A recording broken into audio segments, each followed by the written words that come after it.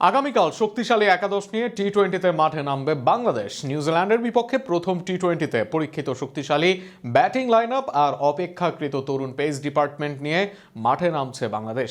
ওপেনিংয়ে তামিম সাইফ, এরপর আসবেন লিটন ইমন। তবে প্রশ্ন উঠছে, কার অভিষেক হচ্ছে আগে, রিপন নাকি সাকলাইনের? সেসব প্রশ্নের উত্তর ও ম্যাচের সম্ভাব্য সব উত্তর নিয়ে থাকছে প্রতিবেদন।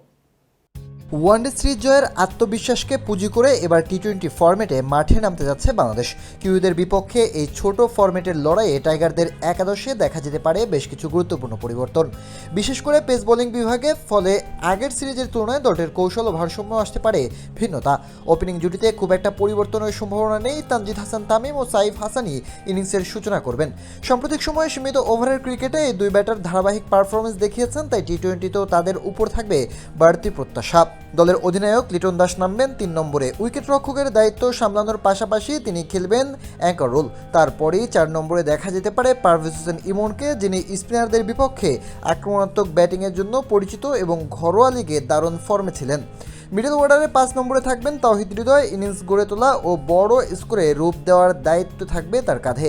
ফিনিশারের ভূমিকায় 6 বা 7 নম্বরে দেখা যেতে পারে শামীম হোসেন পাটোয়ারিকে, যিনি ব্যাটের পাশাপাশি ফিল্ডিংয়েও বাড়তি সুবিধা দেন দলকে।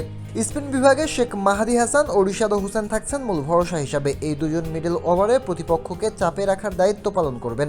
যদিও দলে নাসুম আহমেদ আছেন, তবে একাদশে এগিয়ে থাকতে পারেন মাহাদি ও রিশাদি।